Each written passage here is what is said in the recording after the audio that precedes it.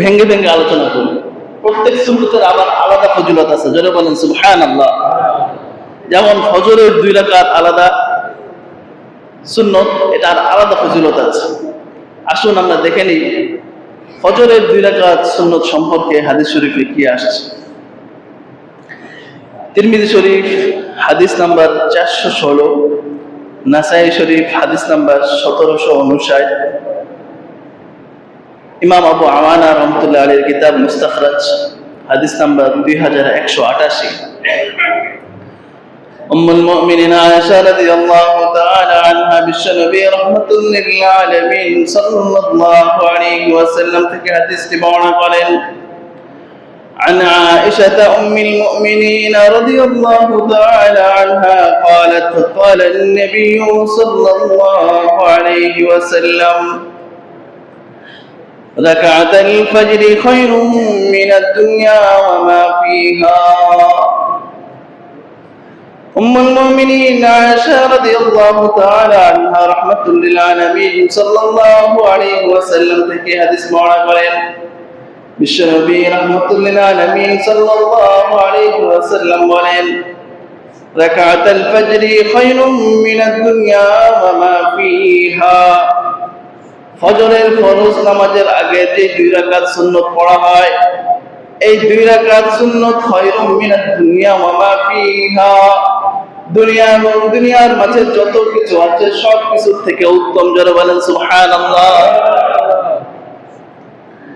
দুনিয়ার মধ্যে কত কিছু আছে, এমন কোন ব্যক্তি নেই যে এই কথা বলতে পারবে আমি পৃথিবীর সমস্ত এলাকা ঘুরে দেখে শেষ করেছি। কেউ বলতে পারবে? কেউ বলতে পারবে। আমাদের এক একজনের এক একটা জিনিস পছন্দ। কারো সমুদ্র সৈকত ঘুরতে ভালো লাগে, কক্সবাজার সমুদ্র সৈকত। কারো পাহাড় ভালো লাগে, বান্দরবানে যায়, খাগড়াছড়িতে যায়। আমরা দেওবন্দে পড়াকালীন ইন্ডিয়াতে মাসুরি লেকে গিয়েছিলাম। মাসুরি লেক, মাসুরি বিশাল বড় পাহাড়। বাংলাদেশে পাথরের কোনো পাহাড় নেই, মাটির পাহাড় আছে। বান্দরবান, রাঙ্গামাটি, খাগড়াছড়ি, আপনি যেখানে যান সব জায়গায় হলো মাটির পাহাড়। মাটির পাহাড়ের ঝর্ণাগুলো অতটা সুন্দর হয় না। মাটির পাহাড়ের ঝর্ণা দেখতে গেলে পিছলায় রাস্তা অনেক রিস্ক থাকে। খোয়াছড়া ঝর্ণা বা যে কোনো ঝর্ণায় দেখতে গিয়েছি, ঝর্ণায় ঘুরতে গিয়েছি, এমন কে কে আছে হাত তোলেন তো। আমাদের বাংলাদেশের যে ঝর্ণাগুলো, এগুলো তো কি সহজে যাওয়া যায়? সহজে কাছাকাছি যাওয়া যায় না।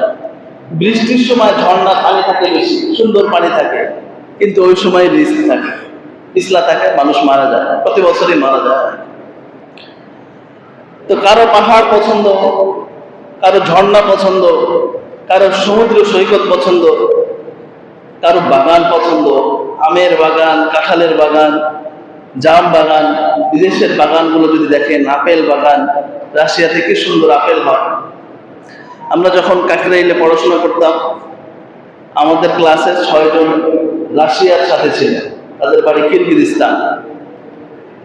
তো তাবলিগ জামাতের যে বিশ্ব ইজতেমা হয় টঙ্গী, বিশ্ব ইজতেমার সময় ওই বিদেশি ছাত্রদের আব্বা, চাচা, গার্ডিয়ানরা আসতো।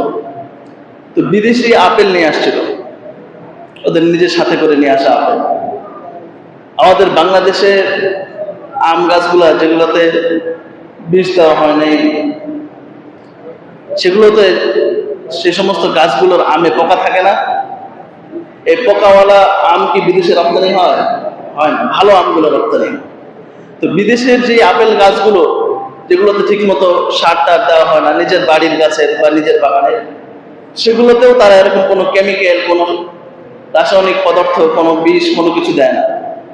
তারা যে আপেল নিয়ে আসছিল, আপেলের মধ্যে দেখলাম আপেলটা একটু বেঁকা, একটা জায়গায় পোকা ঢুকছে, সেই কালো দাগ হয়ে আছে। পোকাটা ভিতরে নাই, বের হয়ে গেছে। তো আমাকে একটা আপেল খাইতে দিল। আপেল কামড় দেওয়ার সাথে সাথে রস ছিটকে পড়ছে। জোরে বলেন সুবহানাল্লাহ। এত রসালো। ওরা আসার সময় নিজের বাড়ি থেকে পেড়ে নিয়ে আসছে। আর আপনারা যেগুলা খান বাংলাদেশে, সেগুলো তো দিনের পর দিন, সপ্তাহ পর সপ্তাহ, মাসের পর মাস জাহাজে আসতেছে, স্প্রে মারা, কেমিক্যাল দেওয়া, সেটার আসল রস কিছুই নেই।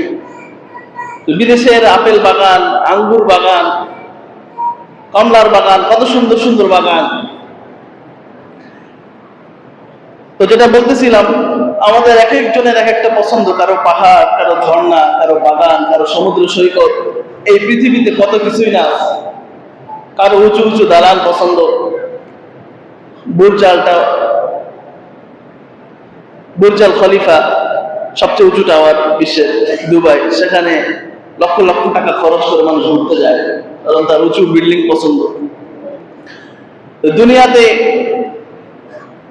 নদী, সমুদ্র, বাগান, ঝর্ণা, খাল, বিল, গাছপালা, উঁচু উঁচু বিল্ডিং, যত কিছু আছে, এই সব কিছুর থেকে উত্তম ফজরের আগের 2 রাকাত সুন্নাত। জোরে বলেন সুবহানাল্লাহ। এই ছোট্ট আমল, ফজরের ফরজ নামাজের আগে 2 রাকাত সুন্নাত যদি কোনো ব্যক্তি পড়ে, এই দুনিয়ার যত নিয়ামত, সুন্দর জিনিস আপনারা দেখতেছেন, এর থেকেও উত্তম